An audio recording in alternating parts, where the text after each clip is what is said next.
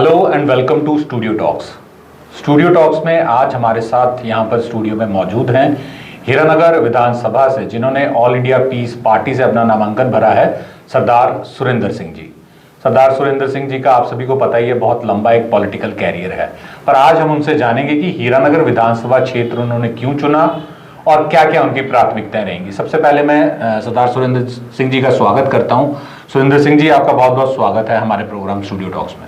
मैं भी आपके चैनल का बहुत बहुत शुक्रिया, आपने मुझे मौका दिया यहाँ आने का। सुरेंद्र सिंह जी, हीरानगर विधानसभा क्षेत्र को ही आपने क्यों चुना? कठुआ को क्यों नहीं चुना? जसरोटा को क्यों नहीं चुना?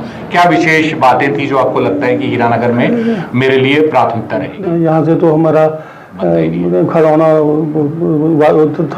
ही नहीं था, लेकिन हीरानगर मैंने इसलिए चुना कि जब से हमारा मुल्क आज़ाद हुआ जी, हीरानगर हीरा है, नाम हीरानगर हीरा है, लेकिन इसको पत्थर बना के रख दिया सब पॉलिटिकल पार्टियों ने। एक भी डेवलपमेंट का काम वहाँ नहीं हुआ, कोई इंडस्ट्री नहीं, कोई रोजगार के साधन नहीं, बॉर्डर की डेवलपमेंट नहीं, स्पेशल भर्तियाँ नहीं। यही सब सोच के उस इलाके की तरक्की के लिए, नौजवानों के रोजगार के लिए, इंडस्ट्रियल कल्चर लाने के लिए मैंने वो इलाका चुना। और मुझे पूरा यकीन है कि सभी पार्टियों कार्यकर्ता देखते हुए जो हमारा एजेंडा है लोग उस पर हमारा साथ देंगे। अब सुरेंद्र सिंह जी, आपने सही कहा, हीरानगर जो है बिल्कुल इंटरनेशनल बॉर्डर के बिल्कुल साथ लगता हुआ बिल्कुल एक पूरा ब्लॉक है कठुआ का। तो यहाँ पर आपने ऑल इंडिया पीस पार्टी के लिए अपना नामांकन भर दिया है और सामने आपके हैं दो बहुत ही राष्ट्रीय स्तर की पार्टी हैं, एक बीजेपी भी है, उनका भी कैंडिडेट है, कांग्रेस भी अपना कैंडिडेट देगी। तो ऐसे में आपको क्या लगता है कि बैलेंस जो है इलेक्शन का वो कहीं ना कहीं, जैसा कि हम देख रहे हैं, वो एक नेशनल पार्टी की तरफ या रीजनल पार्टी की तरफ ज्यादा झुका हुआ रहता है। ऑल इंडिया पीस पार्टी का भी इतना नाम बना नहीं है, तो उसमें आपको संघर्ष तो काफी करना पड़ रहा होगा। देखिए, मैं आपको एक बात बताना चाहता हूँ आपके चैनल के माध्यम से कठुआ की तमाम जनता को।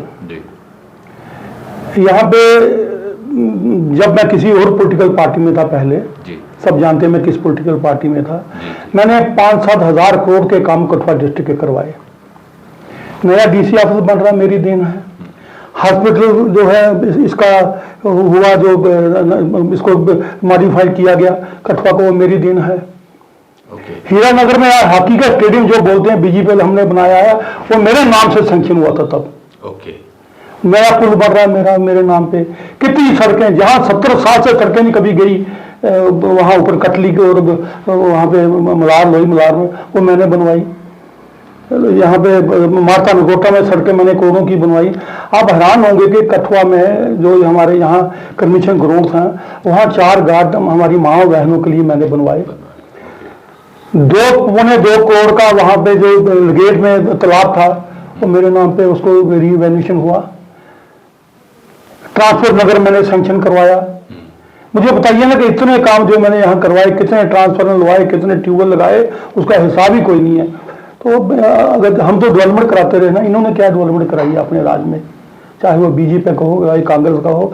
कांग्रेस को तो मैं समझता नहीं कि वो जो है हमारे इलाके में, क्योंकि उनके जो लीडर साहब हैं जो राहुल गांधी जी, उन्होंने तो सभी हिंदुओं को टेररिस्ट बताया, हिंसक बताया। तो मैं नहीं समझता कि उस इलाके के लोगों को वोट डालेंगे। लेकिन बीजेपी वालों की कारकर्दगी भी जीरो है। इसलिए जो हमने डेवलपमेंट के काम करवाए हैं और जो हम आगे करना चाहते हैं उसके लिए मुझे लगता है कि लोग हमारा साथ देंगे। सुरेंद्र सिंह जी, अगर हम नटशल में बात करें तो क्या प्राथमिकताएं क्या रहेंगी हीरानगर के लिए आपकी? देखिए, सबसे बड़ा जो किसी भी इलाके में होता है कि नौजवानों को रोजगार मिले।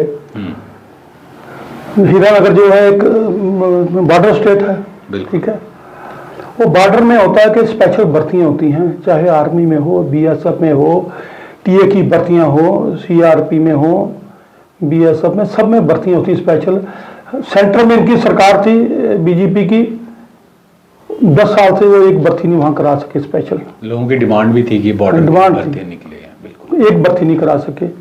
हीरानगर में इंडस्ट्री लगनी चाहिए थी, बड़ा वहाँ स्कोप था इंडस्ट्री का, एक भी इंडस्ट्री नहीं वहाँ नहीं लगा सके अच्छी। अब कठुआ में सिटी में हजारों लोग काम करते हैं ना, हीरानगर में कोई है क्या इंडस्ट्री? उन लोगों से क्या दुश्मनी है इनकी? क्योंकि मैं इंडस्ट्री का प्रेसिडेंट रहा हूँ 18-20 साल, मुझे सारा नॉलेज है कि इंडस्ट्री को कैसे बढ़ावा देना है, लोगों को रोजगार कैसे देना है और उस इलाके की तरक्की कैसे करानी है। मैंने आगे हीरानगर में काफ़ी काम करवाए हैं और लोग मेरा साथ देंगे तो मुझे लगता है कि जो मुद्दे हैं लोगों के, वो डेवलपमेंट के मुद्दे होते हैं, रोजगार के मुद्दे होते हैं, लोगों की सुरक्षा के मुद्दे हैं। सबसे बड़ा मुद्दा अब आप बताइए कि हीरानगर में वो पिछले दिनों मेला में उग्रवादियों ने अमरजीत शर्मा जी का गला काट के उसकी हत्या कर दी। अभी तक सेंटर की सरकार हो या यहाँ एलजी की सरकार हो, इन्होंने उस फैमिली को सुरक्षा तक नहीं दी अभी तक। बिल्कुल उसके बच्चे को रोजगार नहीं दिया। बताइए कितना कितना जुल्म है इस बात का। और ये जो हीरानगर जो है, सबसे बड़ा जो है, ये उग्रवादी आते हैं इसी रास्ते से आते हैं। और हम इसको, हमारी पीस पार्टी का मंशूर यही है कि अमन शांति खुशहाली उग्रवाद का खात्मा, हम ये है। और हीरानगर के लोगों को इस चीज़ की ज़रूरत है। सुरेंद्र सिंह जी, आपने हीरानगर विधानसभा क्षेत्र क्यों चुना, क्या आपकी प्राथमिकताएं रहेंगी, ये सब कुछ आपने बता दिया। क्या आप अपने वोटर्स को कोई अपील करना चाहेंगे? अमन के लिए, शांति के लिए, खुशहाली के लिए, उग्रवाद के खात्मे के लिए, नौजवानों को नशे से बचाने के लिए मेरी हीरानगर के तमाम जो हमारे वोटर्स हैं, हमारे वहाँ के नौजवान हैं, बुजुर्ग हैं, मेरी माँ बहनें हैं, सबसे मेरी यही अपील है कि हमारी पार्टी का साथ दीजिए, मेरा साथ दीजिए। मैंने जो वादे किए हैं मैं उन पर पूरा उतरूंगा और कभी लोगों का सिर नहीं झुकने दूंगा, लोगों को निराश नहीं करूंगा। तो ये थे हमारे साथ स्टूडियो टॉक्स में Jammu Kashmir all India peace party के अध्यक्ष सरदार सुरेंद्र सिंह जी, जो विधानसभा क्षेत्र से, हीरानगर विधानसभा क्षेत्र से चुनाव लड़ रहे हैं।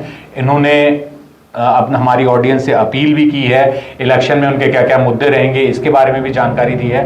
सरदार सुरेंद्र सिंह जी, मैं आपका बहुत बहुत धन्यवाद दूं कि आपने इलेक्शन कैंपेन के बीच से टाइम निकाला और हमारे साथ अपने विचारों को साझा किया, शेयर किया। मैं भी स्टूडियो टॉक के इस प्रोग्राम में मुझे मौका देने के लिए मैं आपका बहुत बहुत धन्यवाद करता हूँ।